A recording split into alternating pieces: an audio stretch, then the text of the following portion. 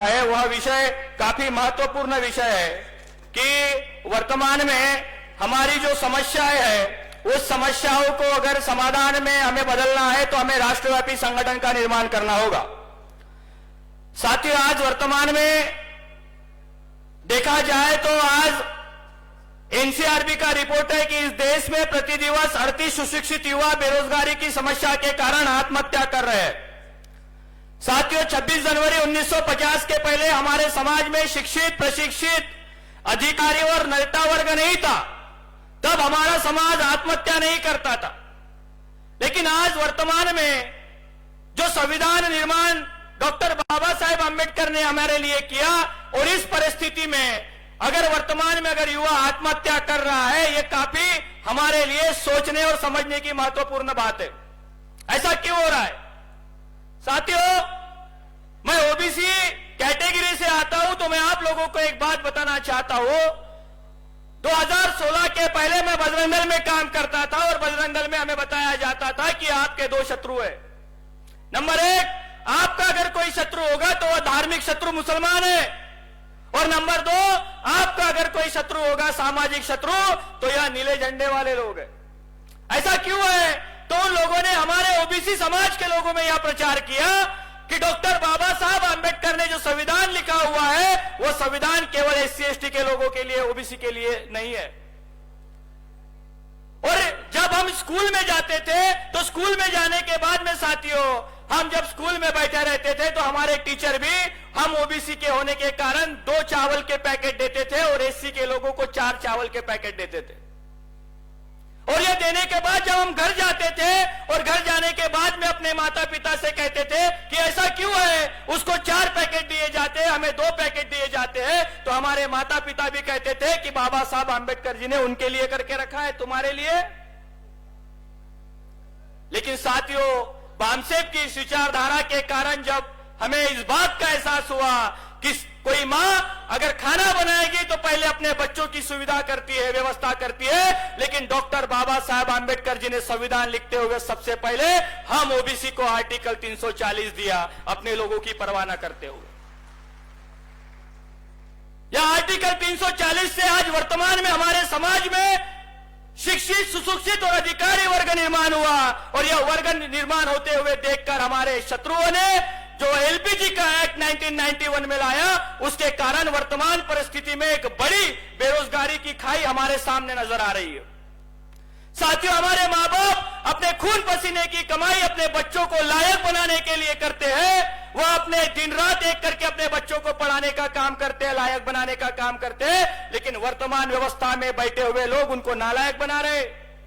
2013 का यूपीएससी का आंकड़ा है कि ओबीसी समाज के 314 आईएएस बच्चे जो कि कलेक्टर पद पर जाने चाहिए थे, 2014 में यह नरेंद्र मोदी की सरकार आती है और 314 बच्चों को बेरोजगार बनाया जाता है।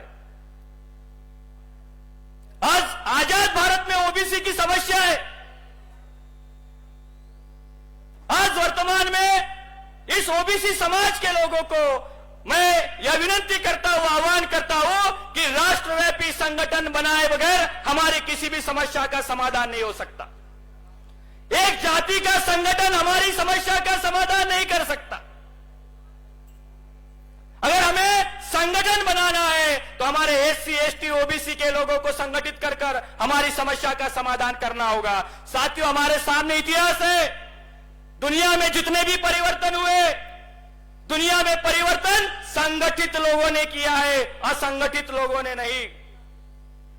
आज भारत में केवल मात्र बामसेब और उसकी अन्य ऑफशूट विंग, चाहे फिर वो भारत मुक्ति मोर्चा हो, भारतीय विद्यार्थी व बेरोजगार मोर्चा हो, यह देश का राष्ट्रव्यापी संगठन बना हुआ है।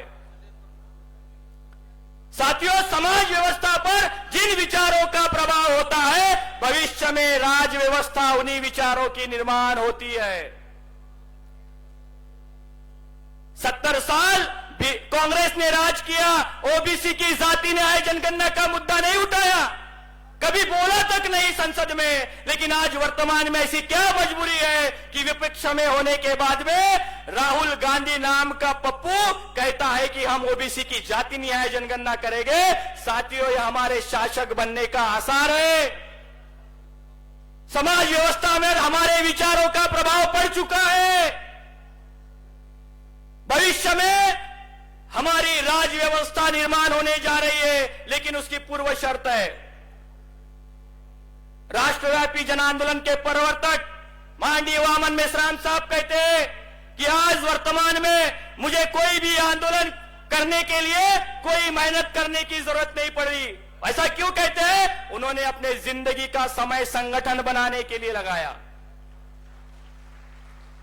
आज भारतीय विद्यार्थी युवा बेरोजगार मोर्चा हम भी हमारे महापुरुषों का जो आंदोलन है उस आंदोलन को सफल करने की दिशा में काम करेंगे।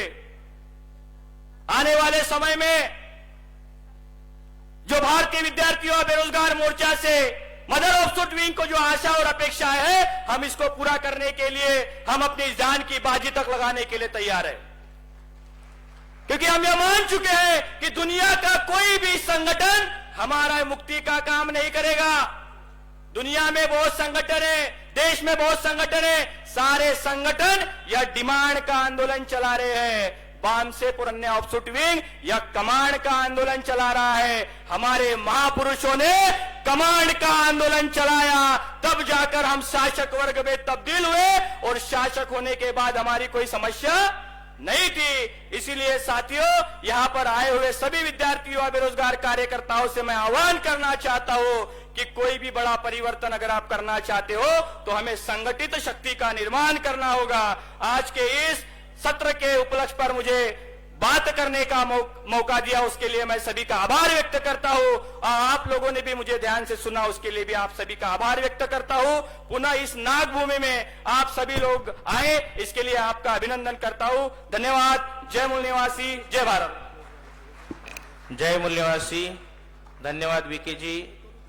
इस सत्र के अगले वक्ता के रूप में मैं आमंत्रित करना चाहता हूं माननीय बीपी कोचे साहब, जो कि बुद्धिस्ट इंटरनेशनल नेटवर्क से है, नागपुर से। उनसे अनुरोध है कि आप डायस पर आए और विषय के संदर्भ में अपनी बात रखें।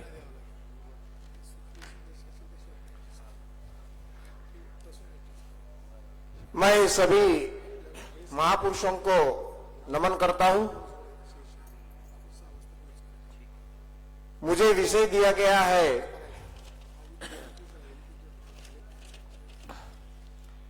बोध गया स्थित महाबोधि विहार के प्रांगण में जगन्नाथ मंदिर के साथ साथ अन्य ब्राह्मणी प्रतीकों को स्थापित करना महाबोधि विहार के अस्तित्व को ही समाप्त करने का दीर्घकालीन षड्यंत्र है। एक सांस्कृतिक चर्चा। यह जो विषय है, यह विषय महत्वपूर्ण विषय है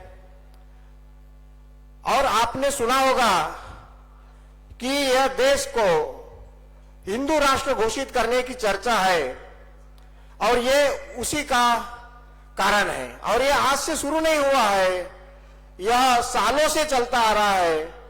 जब जवाहरलाल नेहरू ने महाबोधि बुद्ध गया टेम्पल एक्ट बनाया था और उसी में जिन जिन जो 84 लाख जो स्तूप है जो सम्राट अशोक ने बनाया, उस पर जो हिंदू लोगों ने कब्जा किया है, वो जैसे के तैसे रहेंगे। ये जो एक्ट बनाया गया था और ये उसकी शुरुआत थी। और तब से आज तक जो भी जितने भी उत्खनन में जितने भी मंदिर मिले हैं, गुफाएं मिली है, उस पर हिंदू टेम्पल बनाए गए हैं और उसमें उन लोगों को बनाया गया है। और हिंदू राष्ट्र बनाने का अर्थ है मनुस्मृति को लागू करना। और मनुस्मृति को लागू करना, यह हम लोग देखते हैं कि मनुस्मृति में जो बताया गया है, जो भी विषय है कि संपत्ति को केवल 2 लोगों के हाथ में रखना, तो आज देखिए देश की संपत्ति जो है केवल 2 लोगों के हाथ में दी गई है। सभी शासकीय जो संस्थाएं हैं और जो भी इंडस्ट्रीज है, वो सब केवल 2 लोगों के हाथ में है। और ये सब हिंदू राष्ट्र बनने का उन्होंने शुरू किया है और हम लोगों को इस पर काम करना है। अगर इसका ये जो कारण है, ये कारण अगर दूर करना है तो हम लोगों को हिंदू राष्ट्र का मतलब समझना होगा। हम क्यों हिंदू राष्ट्र को एक्सेप्ट कर रहे हैं? आज भी हम लोग हिंदू राष्ट्र को फॉलो कर रहे हैं। क्यों हम अपने आप को हिंदू कहते हैं, इसका मतलब हम हिंदू राष्ट्र को फॉलो करते हैं। मैं आपको पूछना चाहता हूं, क्या हम हिंदू हैं? अगर मैं आपको कहूं कि मैं आपको बोलूं कि आप बेवकूफ है, आप चोर है, तो हम लोगों को गुस्सा आता है। लेकिन यही मैं आपको कहूं कि आप हिंदू है, तो हमको गुस्सा नहीं आता है, क्योंकि ये पारसी में है, हमको इसका मतलब नहीं समझ में आता है। तो क्या हम अपने आप को हिंदू समझते हैं? अगर हम हिंदू समझते हैं तो हम इसका सोल्यूशन नहीं ढूंढ सकते हैं।